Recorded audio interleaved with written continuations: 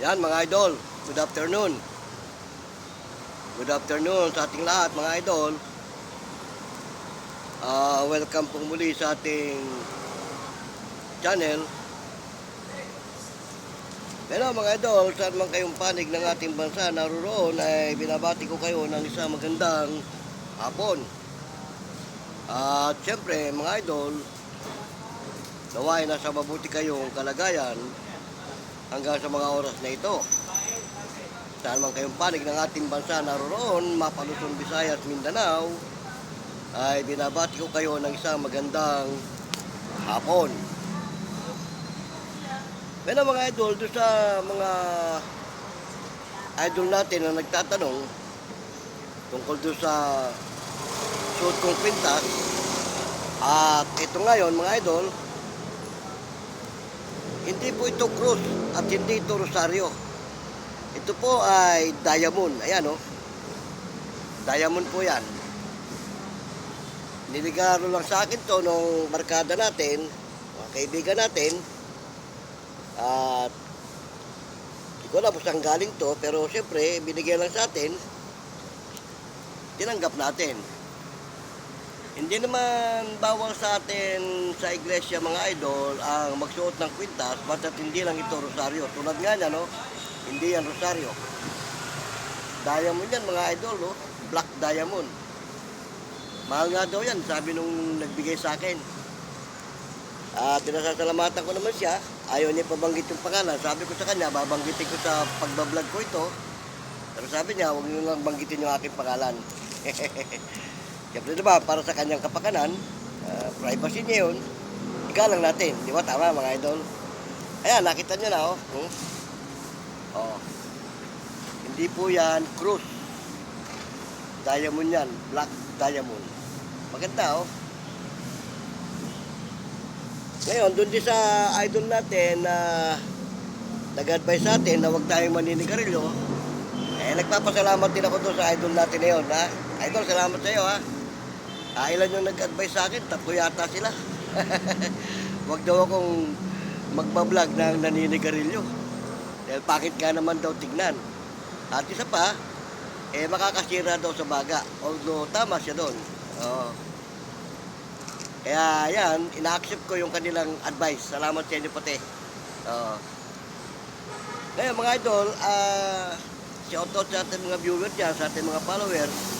Lalo na doon sa mga bago natin subscribers. Salamat na marami at nag-subscribe kayo sa akin. Sana huwag niyo akong pababayaan at tangkilikin niyo ang ating mga pagbablog. Pero nabanggit ko na sa inyo nung mga nakaraang vlog ko mga idol, ang talagang topic ng aking ay tungkol sa yung tinatawag na barangay justice system at yung sa aming negosyo sa Uno Online business. Napatopic lang tayo nung kay Ginoong Epifanio Labrador dahil nga napapanahong issue at kumbaga nakisabay na rin tayo doon sa sistema ng issue. Pero pagkamantalang natin munang kalimutan yan at iba ang itatopic natin ngayon sa programa natin ito mga idol. Sana samahan niyo ako sa next sandali nitong ating programa para naman may makasama ako. Although hindi ito kay Ginoong Epifanio Labrador.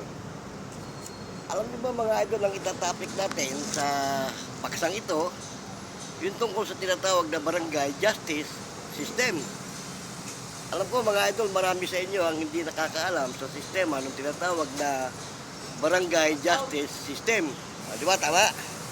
Kaya yan ang itatopic natin sa pagkakataong ito.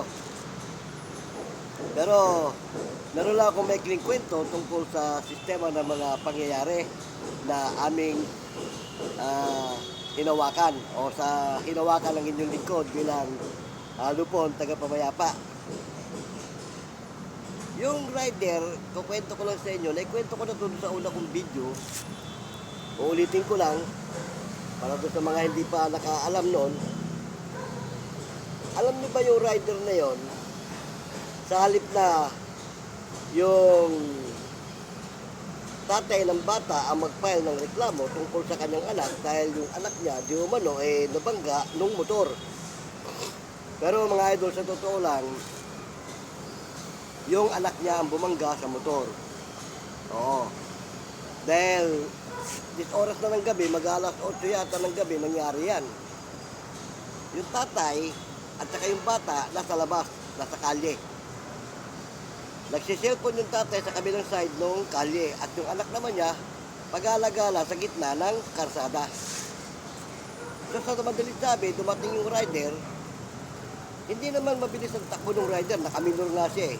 Dahan-dahan yung takbo niya eh. Siguro sa taranta ng bata, nakita may motor na padating, tumakbo papunta roon sa tatay. Siya namang pagtakbo ng bata, padating yung motor, mabutit nakaminor nga yung motor, yung bata ang sumalpak sa motor.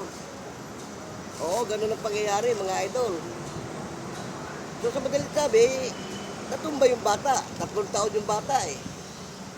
Alam mo ba mga idol, sa totoo lang, kung may kasalanan yung rider doon, sa aksidente nangyari, mas sigit na may kasalanan yung tatay ng bata. Bakit? Kasi negligent. Negligent siya sa kanyang anak. O dapat yung anak niya sa ganung oras, nasa bahay na. Di ba? Tama. At tama din yung sinabi ng investigador sa Traffic Bureau dahil dinala namin yung kaso sa Traffic Bureau kasi involved accident yung motor eh, yung rider. Ang sabi ng Traffic Bureau doon, yung investigador, yung karsada hindi ginawa para sa mga bata gawing playground o gawing palaruan. At the same time nga naman, yung bata dapat ganung oras nasa bahay na. Di ba? Kaya nga, yung tatay ng bata, masigit na siyang may pananagutan doon sa kanyang anak kaysa doon sa rider na naka-aksidente sa kanyang anak. Di ba? Tama mga idol? Kaya kinukwento ko lang naman sa inyo mga idol kasi para magkaroon kayo ng konting idea sa mga pangyayari. So, nung nasa investigador, nasa Traffic Bureau kami, sabi ng investigador, i-clear nyo muna yung sistema ng bata para malaman natin kung ano na kanyang lagay. Kasi sabi ko sa police station, nung nandoon kami, sabi ko, sir, separated case yan. Kasi itong rider ka ako magpapile din ng reklamo dahil binugbog siya nung tatay. Oo, sige. Sabi niya, separate case nga yan. Kaya kako yan, charge against charge. Pero sabi ng investigador, tapusin niyo muna yung kalagayan ng bata, unahin natin yun. Tama siya doon. Sabi ng investigador, puntahan niyo yung bata sa ospital ngayon din para malaman niyo kung ano ang naging sitwasyon. At kung clear yung bata, at saka ka mag-file ng reklamo, laban naman sa kanya. So ganun nga, nung matapos i-blatter lahat yung mga pangyayari at nakuha sila ng mga konting informasyon, pinaalis na kami ng investigador para puntahan yung bata. At magre-report na lang sa kanya kinabukasan o yung ding gabing yun kung ano na sitwasyon ng bata. Kaya nangyari, nung paalis na kami, yung tatay, hindi na kami sinama sa ospital. At siya na lang daw. At ipapakita na lang sa amin yung abstract ng medical kung ano na ang nangyari. So, nung ding gabing yun, nagantay kami doon sa bahay nung rider. Kasi yung tututusin, hindi naman yung dapat gulpihin yung rider kasi halos magkapit bahay lang sila eh. Iisang lugar lang eh. Kaya lang siyempre sa silakbo ng dugo ng magulang bilang anak niya na aksidente, hindi niya naiwasan na bugbugin yung tao. Kaya nga mga idol, ang advice ko rin doon sa tatay, dapat hindi mo ginawa yon. Pinahaba mo sana ang sistema ng pasensya mo.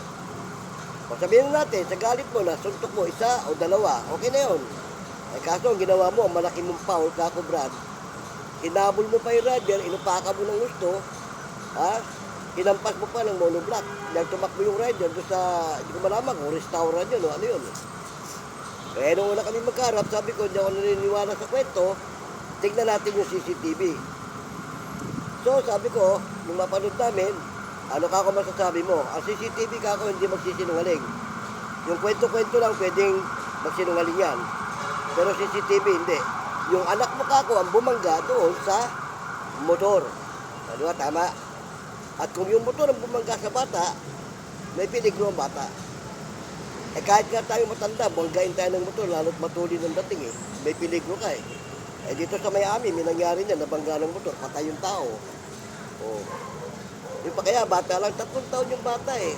Talaga may pananagutan ng magulang, negligent siya ron, kung tutusin. Oh. Di ngayon nga, sinampa na yung kaso sa barangay. At yun.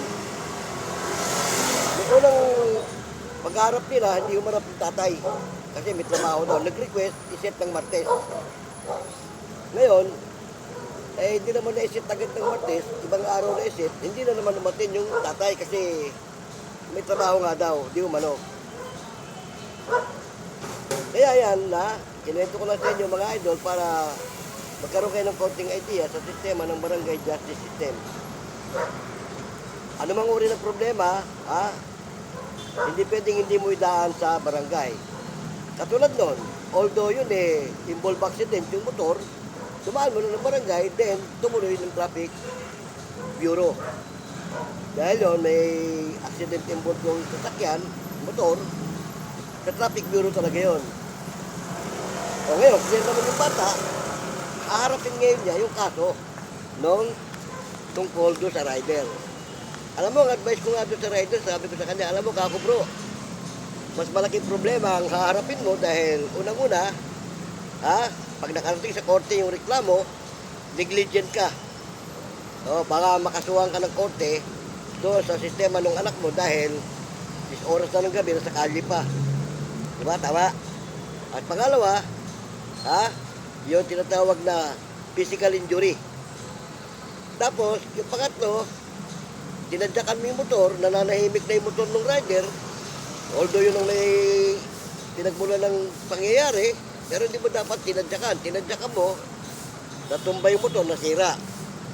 Yan. So, ang problema mo ngayon, dalawa ang haharapin mo, isang damage to property at saka yung physical injury. Yan ang sinabi ko sa kanya nung kami magkaharap-harap.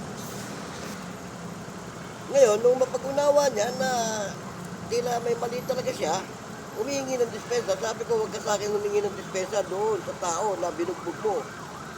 Tama din yung sinabi ng investigador, kaya daw marami na hit and run dahil nga sa ganyang pangyayari na binubugbog yung driver.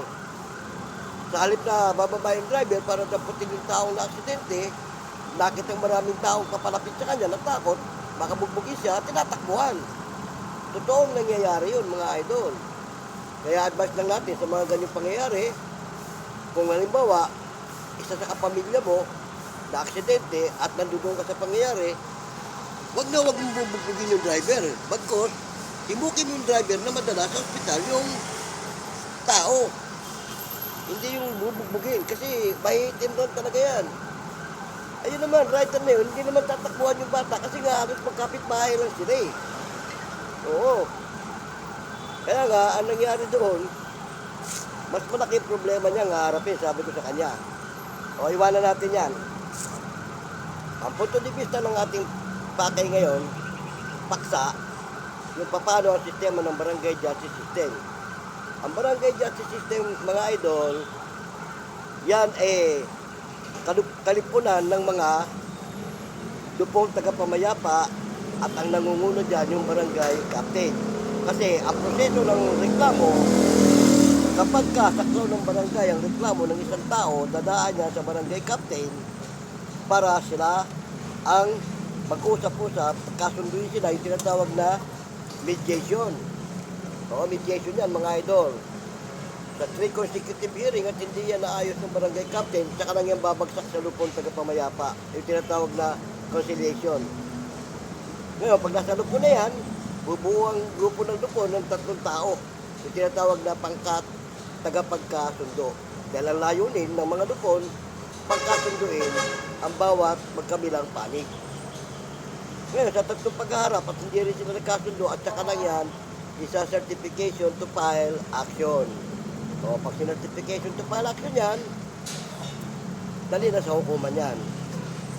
Ngayon, halimbawa, nagkasundo, ang tawag naman doon, gagawin kayo ng kasulatan, yung tinatawag na amicable settlement. At dyan sa amicable settlement na yan, Diyan nakasalalay ang karapatan ng bawat isa sa inyo, complainant man o respondent, doon sa tinatawag na terms and condition.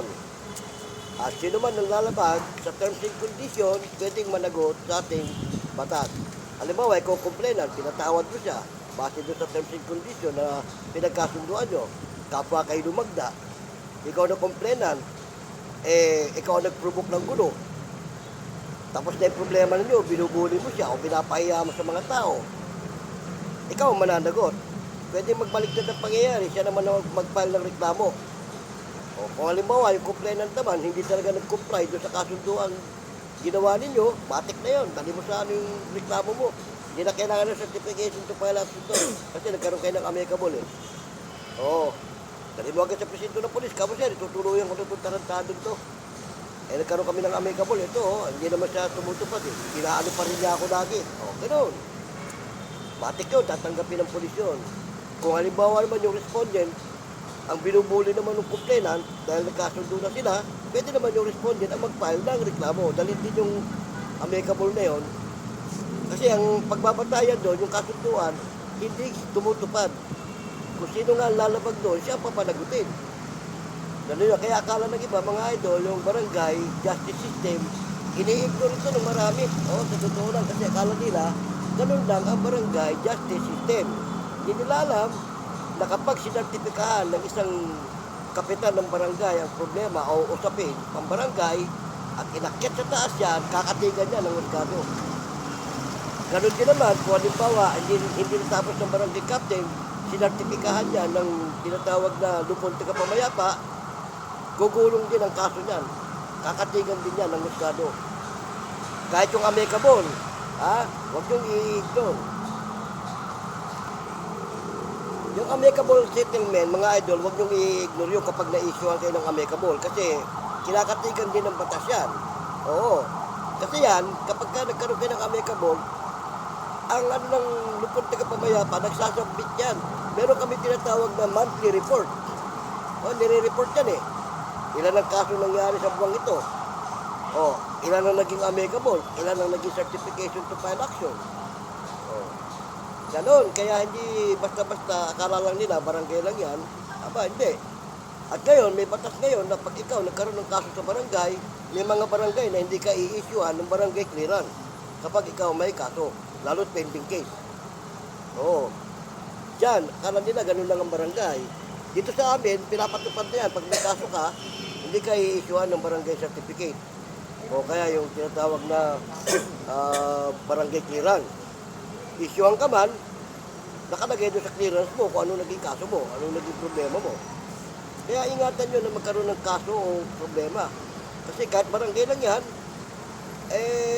pag nag-apply ka ng trabaho, hinaanapan ka rin ng barangay clearance. Sa barangay clearance pa lang, pag nakita na nung employer na, may ano ka pala sa barangay nyo. Di ba? Makakasira na agad ng ano mo yun, record. Plus, kukuha ka ng police clearance, pag hinanapan ka ng barangay clearance, makikita rin sa barangay clearance mo. Di ba? Ganon. Kaya mga idol, sana nakakapulot kayo ng konting idea tungkol sa sistema ng barangay justice system. Alam niyo ba yung tatay ni Bongbong Jr., yung matandang Marcos, sa kanya, siya ang may tatag ng barangay justice system. Yan ang legacy na kanyang iniwan, na hanggang ngayon napapakinabangan dahil inamyendahan. Mas pinagtibay ngayon ang barangay. Hindi ka pwede mag-file ng reklamo na hindi dadaan sa barangay. Maliban na, may mga kaso na hindi na kailangan dumaan sa barangay tulad ng mga corporation. Hindi na yan pang barangay. Yung tinatawag na mga organization. May mga organization na kakalaban. Hindi yan. Hindi na pang barangay yan. Yung 1 year imprisonment, halimbawa, serious physical, hindi na yan pang barangay. Talagang pwede na erekta sa pulis yan. Yan ang mga kaso na hindi na kailangan dumaan ng barangay. Pero pwede mong idaan sa barangay yan, depende na lang kung mag-uusap kayo ng magkabilang panig na dyan na lang sa barangay tapusin. Pwede rin yun. Ngayon, ito, ang sistema ng barangay justice system, tatlong klase. Mediation, arbitration, cancellation. Yan, pero bihira gumagawa ng arbitration. Mediation lang at saka cancellation. Pagkatapos, meron pa isa, yung repudiation. Halimbawa, nagkaroon kayo ng amicable. Tapos unsatisfied ka doon sa naging amicable ninyo, nare-repudiate yung kaso. Yun tinatawag na repudiation. Bubuksan ulit yung reklamo, yung kaso, at saka magkakaroon ng final execution. O kung dapat mo talagang i-certification yan, o amicable. Ganon.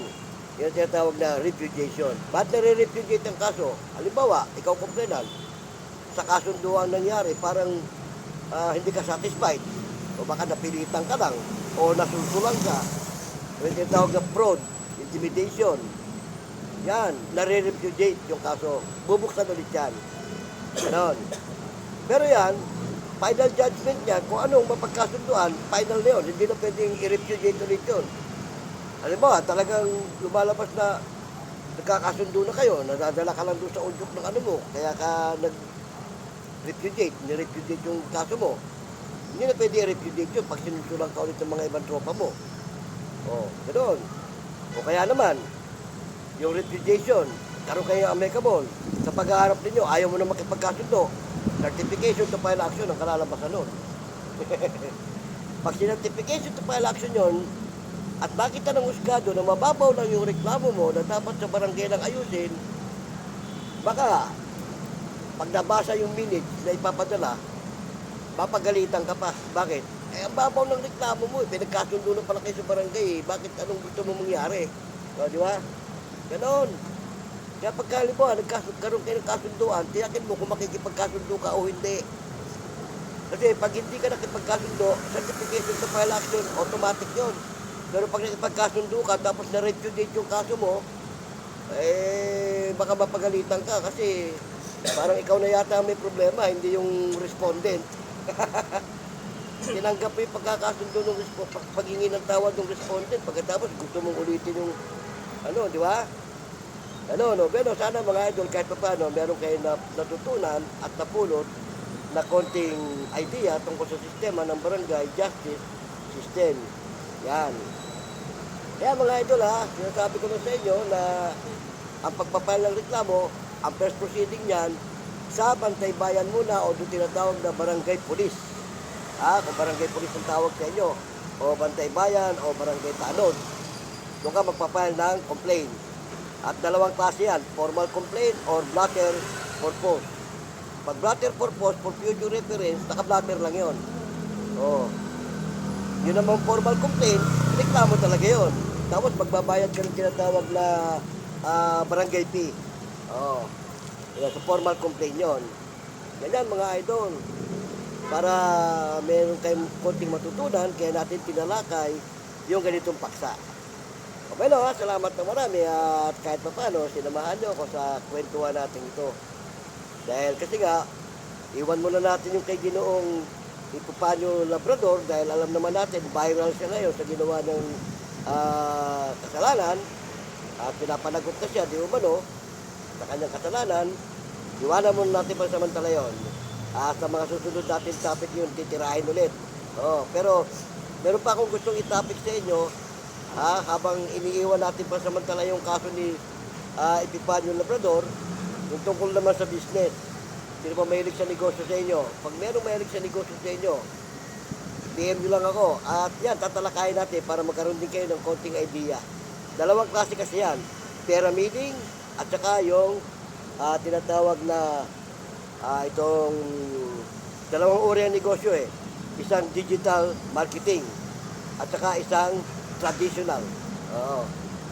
Marahil, mas marami ang nakakaalam sa tinatawag na traditional business. Yan yung mga tindahan, kainan, restaurant, hotel, etc. Mga traditional yan. Yun naman, digital marketing, yan naman yung parang pyramiding. Wala ka masyadong gagastusin sa digital marketing, kundi yung pagpapile mo lang ng membership. Kung gusto mo maging miyembro ng online business, magpapile ka noon, magiging business partner ka nung tao na nagpasok sa'yo.